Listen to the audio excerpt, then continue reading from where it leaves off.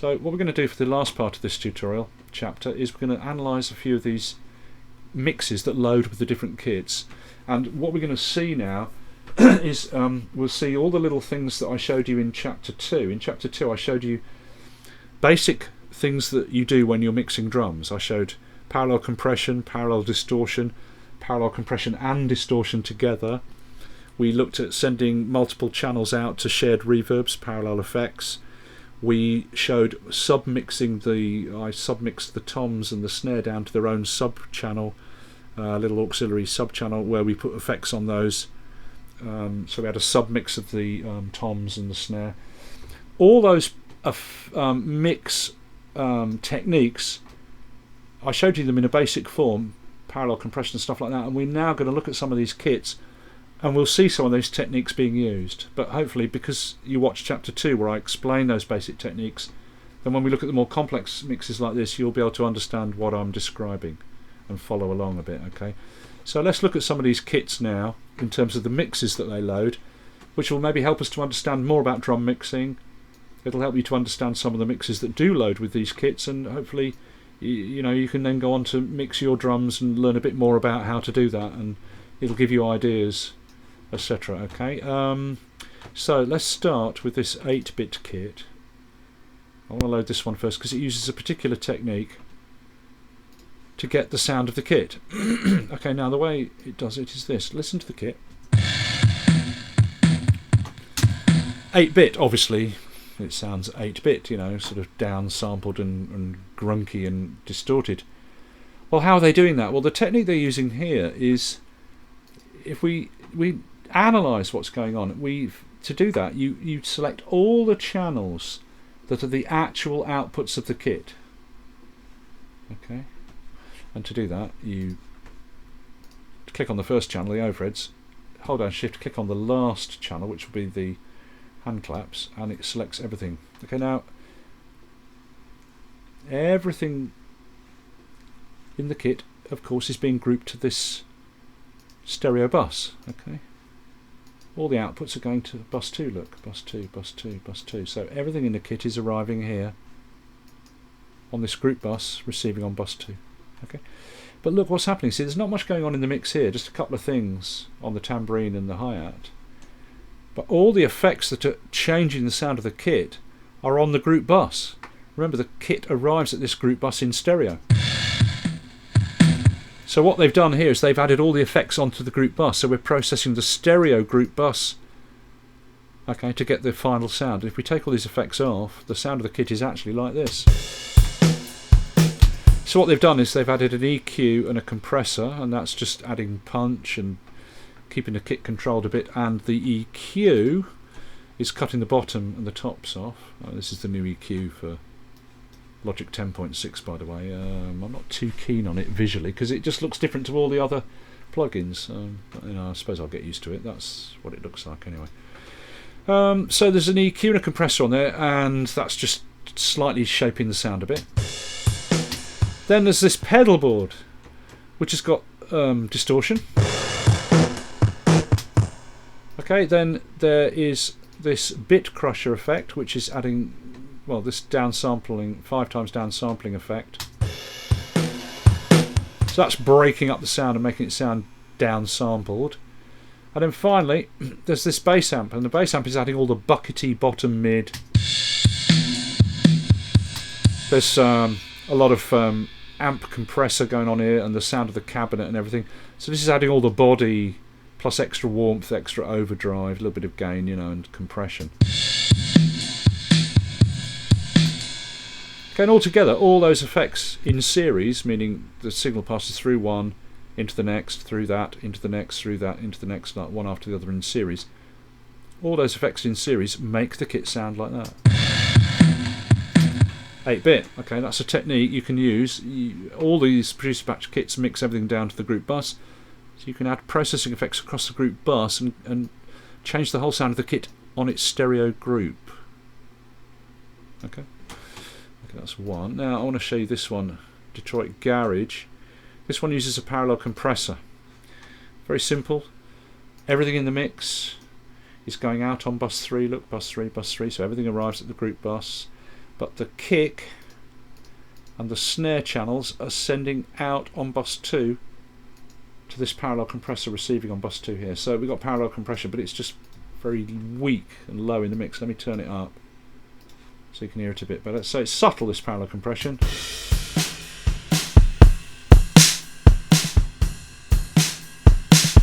It just adds in extra punch and power for the kick and snare. So that's a parallel compressor being used. And then on this Studio R&B kit there's a parallel filter being used. It's exactly the same technique. Everything in the kit is going out to the group bus, but the overheads, the cymbals and the hi-hat are sending out on bus 2 to this auxiliary receiving on bus 2, which has got a filter on it and an EQ cutting out all the bottom end. So there's this filter which is just on the cymbals and the hats. Okay, and that is being blended up with the kit. It's very subtle, this. Let me pump that. Oh no, hang on a minute. Yeah, now you can hear it a bit louder, right? So there's this filtered cymbal sound, which is kind of going like that, and which is just subtly faded up in parallel alongside the kit. So that's a parallel effect being used, a parallel filter. Okay, let's look at one a bit more complicated now. This one, slow jam. This has got a few extras in it. Okay, this is slow jam. Let me get rid of the inspector column so we can see the whole mix. Okay, let's grab all the outputs to see what's happening. Okay, we grab all the outputs from the kit, from the overheads to the hand claps, and everything in the kit is going out on group bus 5, arriving at this group bus, receiving on channel 5, on bus 5. Okay, so the whole kit is being routed to the group bus as we'd expect, but there are these extra channels: sub, tom comp, drum comp, and this small chamber reverb. Now what's happening with these? Well, let's have a look. The main drums, kick, snare, hats and the toms, if we look, all of the main drums are sending out on auxiliary bus 2. So the main kit items are sending out on bus 2, which is arriving here, bus 2. So this auxiliary is receiving the kick, the snare, the hats and the toms, and it's being compressed. So this is parallel compression for the whole kit. Okay, it's subtle. I'll just boost it up a bit louder. This is parallel compression for the whole kit, and then the amount of each drum that you want in that parallel compressor is you adjust the sends. So there's parallel compression for all the main kit items, but there's also this tom parallel compression. The 3 toms are all sending out on bus 3, so the toms have got their own parallel compression as well. Okay, if we had a tom pattern playing, hang on. So the toms have their own parallel compression. Again, it's very subtle. I'll just turn it up a bit. So the toms have their own parallel compression, and then we've got this thing called sub receiving on bus 4. So let's see what's sending out on bus 4. Look, it's the kick. Only the kick is sending out on bus 4. So this is parallel sub bass, okay, that can be faded up in parallel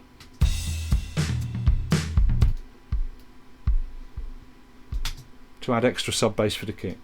So all these extra parallel channels here, okay, they can be faded up alongside the dry mix, which adds in parallel compression, tom parallel compression and a sub bass for the kick. And then finally there's this reverb, and this reverb is receiving on bus 1.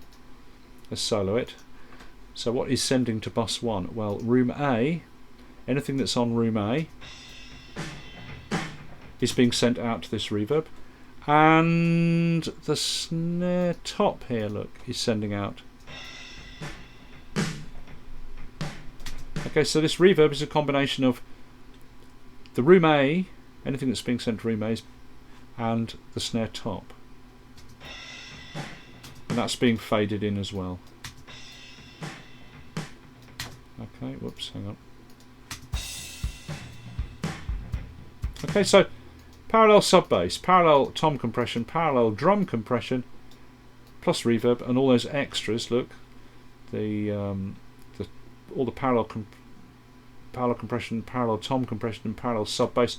They're all going out on bus 5 to the group bus as well. The reverb goes out to the final output, stereo out. So at the final output, we have the combination of the reverb and the group bus, both of which are going to the final stereo out. Okay. There's another one, and the last one I'm going to show you is, and you must have to remember, you must have the track header selected with the patterns on it to change the kit. This one, vintage brakes. This has got a lot going on. This is the last one we'll look at. Okay, you look at this one and you might think I'll have to narrow the channels even so we can see the mix. So, you know, as a beginner you might look at this and go, "Mummy, I'm scared." I mean, you know, but the thing is this: if you want to do engineering, you know, being an engineer, most of it is about figuring out where signals are going. That's what it is. Most of engineering is routing signals to and from different destinations. That's really most of what it is. Okay, so you need to be able to analyse. To be good at engineering, you need to be able to analyse signal flow and work out where things are going. That's, you know, really what it's about. So you've got to get your headset together, your mindset together about analysing what's going on. Okay, so the first thing, we'll grab all the channels for the output of the kit from the overheads to the claps. We can see that the different drum outputs are all going to different destinations. Bus 2, bus 5, bus 8, bus 9, bus 3, bus 2, bus 1, etc. Okay, so it's quite complex. The outputs are all going to different destinations. These are all the outputs for the actual kit, and then these are all extras. So we need to analyse what's going on. Let's start with the kicks. Both the kicks are going out on bus 5. Now we look along, we can see that nothing else is going out on bus 5 in the kit. Okay, so the kicks are going out on bus 5. So in the extra channels here, we look and we see which of these auxiliaries is receiving on bus 5, and it's this one, which, coincidence, is labelled kick, right?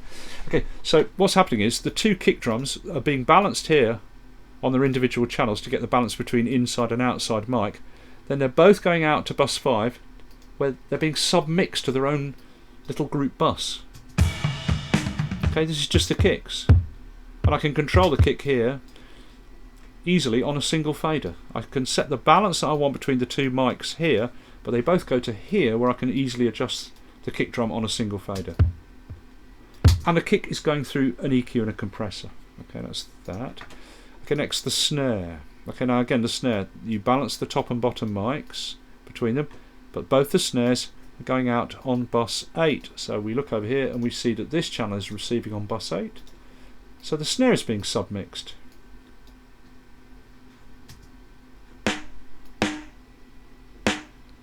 Okay, and the snare is going through an EQ, a compressor, a clip distortion, and an enveloper. So the snare's being submixed as well. Okay, next the toms. Look at the three toms. They're all going out on bus 3. So they're arriving here on this auxiliary, receiving on bus 3. So the toms are being submixed.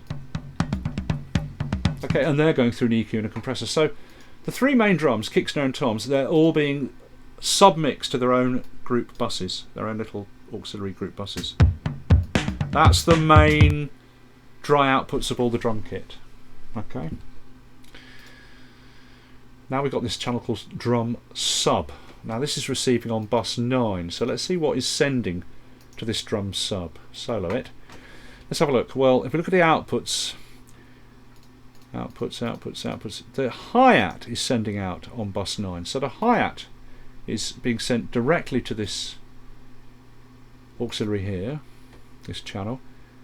What else? Anything else going out on bus 9? No, none of the other kit items are going out on bus 9, so just the hi-hat is going directly to this drum submix. But look, some of the channels are sending out on bus 9 on the auxiliary send. Look, the overheads, so I'll turn that down.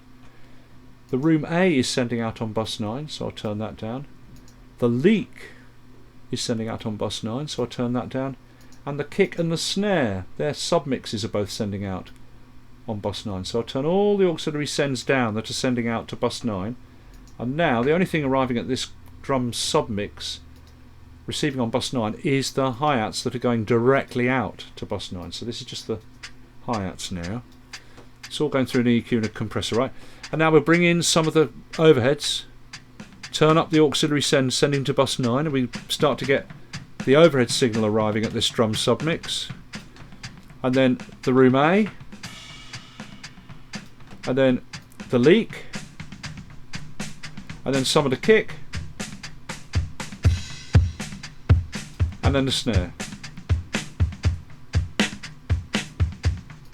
Okay, so this is a drum submix. It's the hi-hats plus the kick and snare submixes, the leak and room A, and the overheads in parallel. So this is like a parallel compress mix for the ambient outputs and the kick and the snare, but the hi-hats are going through this completely as well. Okay, so it's kind of, this is a parallel compress for the ambience, for the ambient outs and the kick and snare, but it's also got the hi-hats in it. Okay, then we've got this distortion channel with a gainer on it, this overdrive, and a compressor, and that's receiving on bus 4. So let's see what's sending to bus 4. Let's solo it.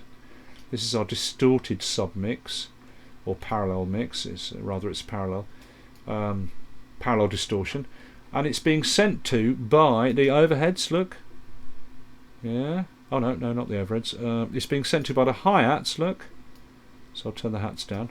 It's being sent to by the leak channel, sending out on bus 4, so I'll turn that down. And it's being sent to by the kick and snare, which is sending out on bus 4, so I'll turn those down. So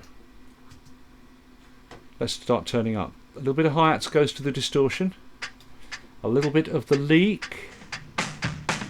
That's all the drums that are being sent to leak are now going out on this auxiliary send to the distortion. So a little bit of the leak and the kick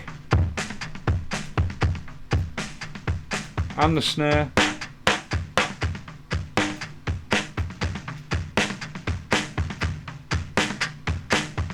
so that's our distortion, parallel distortion, and that can be faded up. Okay, and finally we've got this reverb receiving on bus 7. Now the thing is, every time you load this kit it says reverb, but there's no bloody reverb on it, so it must be a bug. They missed that one. Some of these Apple beta testers must be stoned, man. They miss this stuff. So I'll put on here, I don't know, I'll put on a soft plate. Okay, it obviously had some sort of reverb on it, but it's missing. Okay, now what is sending? This reverb is receiving on bus 7. So what is sending to this reverb channel? Well, the distortion channel here is sending out to the reverb, and the overheads are sending out to the reverb, and that's it, nothing else. So this reverb, if we turn the distortion down, this reverb has got the overhead signal being sent to it and the distortion.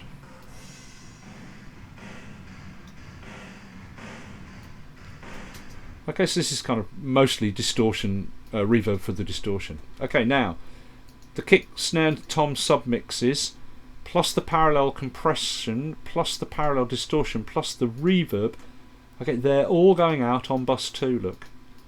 So this is the kit all mixed down to these submixes and parallel mixes, and the whole lot goes off to this, everything goes out on bus 2 to this final submix, titled drum mix, receiving on bus 2, which has got an amp and a multi-compressor on it. So the whole submix and parallel mix of the kit is then going off to this channel where it has amp and multi-compressor applied to it. And then from here it goes out to bus 1 to the group bus for the track stack. Okay, that's a more complicated mix, right? But you know, it's just the same techniques, right? Grouping of the kick, grouping of the snare, grouping of the toms, parallel compression, parallel distortion, bit of reverb, and then the whole lot is going through this submix where an amp and a multi-compressor are being applied to it, which powers it up and gives it a bit of extra grip, and then it all goes off to the final group bus. Okay, there you go. And you know, this is your basic mix. And then you can fade in parallel compression. parallel distortion, and reverb.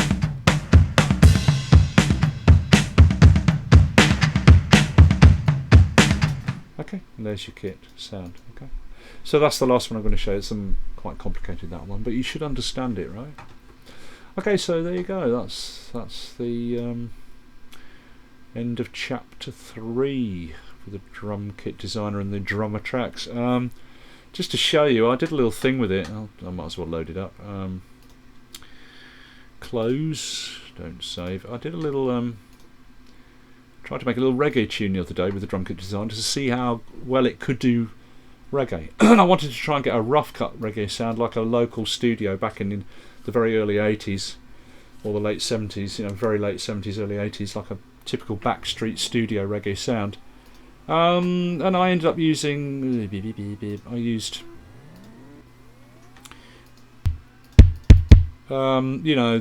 pawn shop punch kick, the pawn shop toms, which I tuned right up, and I used the muted brass snare, which is fully dampened. It's the nearest I could get to a kind of rough cut reggae kit sound. And I used vintage dark ride. Well, that's not being used actually. I used vintage bright cymbals. I wanted quite a bright cymbal sound, because these have got fairly short decay. It's fairly normal on reggae kits to have bright cymbals and a bright hat, which is tuned right up to make it high. Okay, and the only thing missing, of course, is timbales. There's no timbales in the kit, and I wanted a timbale to do timbale licks, so I had to put a timbale samples onto an EXS24. Now these timbale samples actually come from where's the timbale solo? They come from because I had to find quickly a track which had an isolated timbale sample I could grab, and you'll only find that where the timbale's played in a lick at the beginning of the song, and I found that on quickly on Ride Natty Ride, Bob Marley. It's a nice typical reggae timbale, which a lot of people think you should use a timbale drum like you buy from a Latin percussion shop. You shouldn't. Timbale drums are thin, they've got a very thin shell. To get a real reggae timbale, what you do is you get an old brass snare, thickest metal drum you can find, right? Well, you could try wood as well, but normally metal. You take the bottom head off completely, and you just tighten up the top head, and that's your timbale, and you pad it like crazy with tissue paper and gaffer tape, right? And you get this kind of timbale sound. Okay, so anyway, that's my timbale, and of course the drummer can't do reggae patterns, so I had to do all the patterns by hand using MIDI. So this is really about the drum kit designer, but it is quite a passable reggae sound, and I'll put a spring reverb. If you haven't downloaded the reverb content, you really should, because you've got things like spring reverb.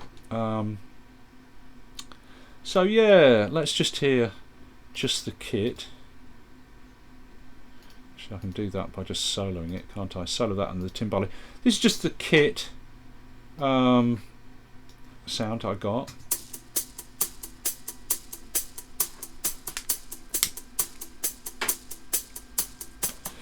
That ain't working well, is it? Hang on, what's going on here? That's not right at all. Yes, because my outputs aren't all going to the bus here. Okay, right. Well, look, let me mute the actual other channels. I've got a bass. Let's mute that. Guitar. I've got some brass. Actually, I'll do it on the mixer. Okay, bass, guitar, and I've got brass being grouped to here. That's muted, and an organ I added in. So yeah, this is my kit.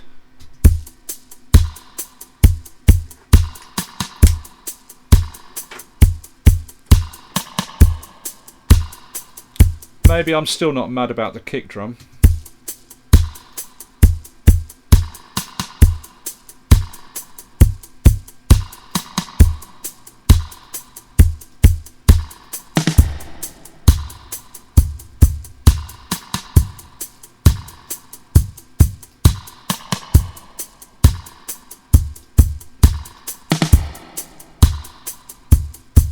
Yeah, whatever.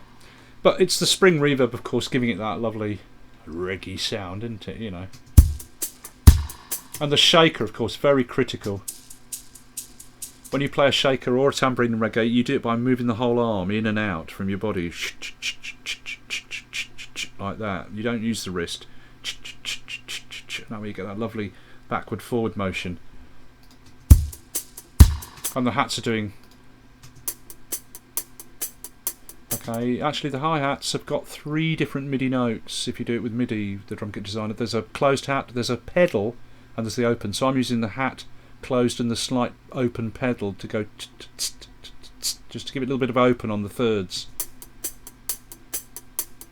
Okay, and that's my whole kit, and the timbali lick comes in at the end.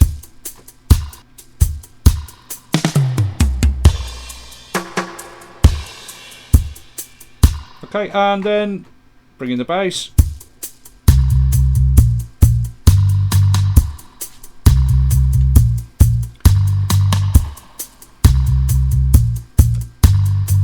Which still isn't deep enough.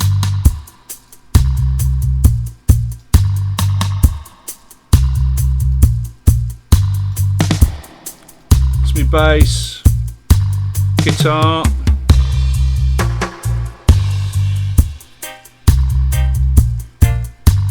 You know, again, I didn't have time to record a real guitar, so it's just a sampled. It's one of the instruments, a clean guitar, just doing these basic chap patterns. Yeah. So there's my guitar.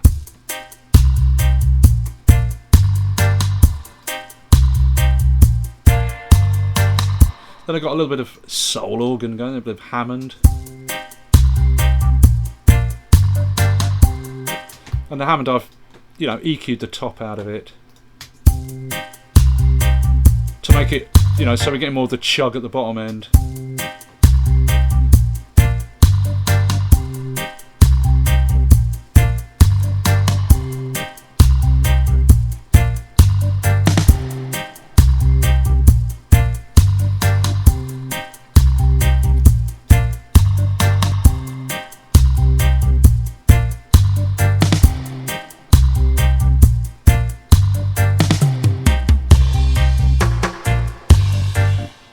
Another, oh no, I've lost that. There was another tom roll I had. I think I've discarded it. Okay, yeah, and then finally I put in a little brass section thing, which I call Red Dead Redemption brass, because it's very Mexican Spanish sounding, but that's quite common in reggae, because remember it's right next to all those Latin countries. So reggae, you have to understand, people go, well, reggae's just, it's African. It's not. It's Latin. There's a lot of Latin influence in reggae music. There's a lot of 3 in reggae.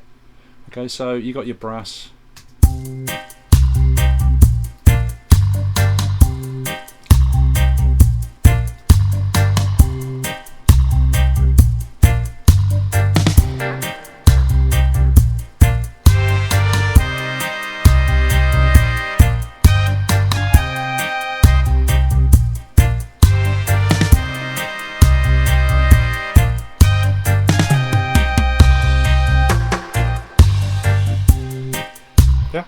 Hey presto, a bit of rough cut reggae. I mean, it's as near as I could get quickly. Took me about an hour to do that using the drum kit designer, you know. So it'd be nice if they had a few more drums that we could add to the palette, but it's unlikely you're going to get really good, authentic sounding reggae drums. There's techniques to getting real street level reggae drums. I'll tell you one secret here: how to get a reggae snare.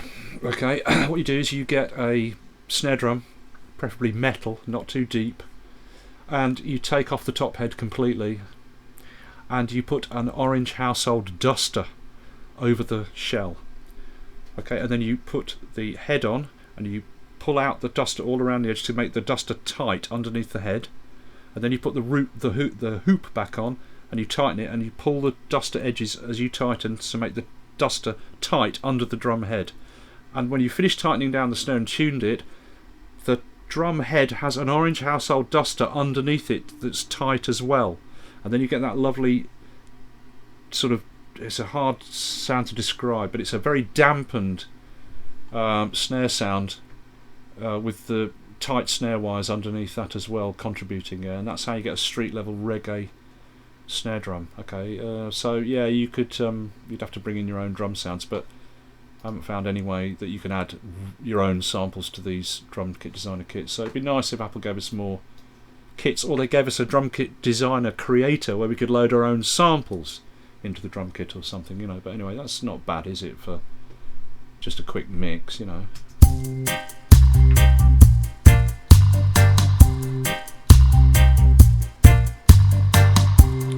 And of course the spring reverb has got a lot to do with getting that rough cut old school sound, you know.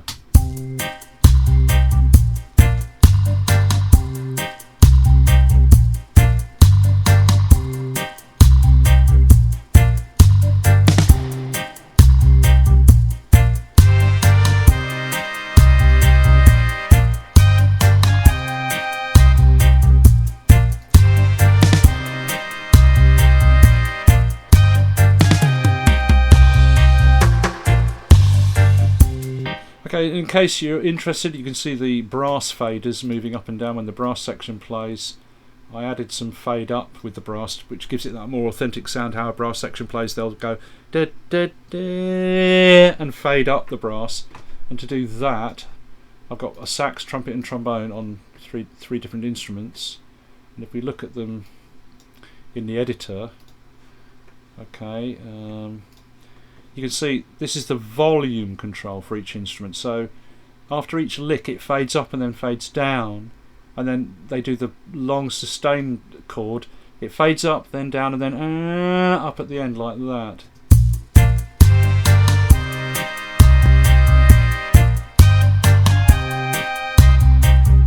Yeah?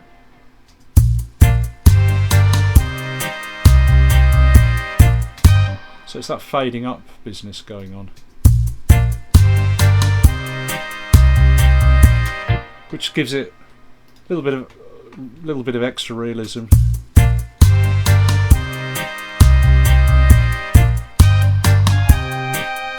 know, it's not the best samples in the world, but there you go.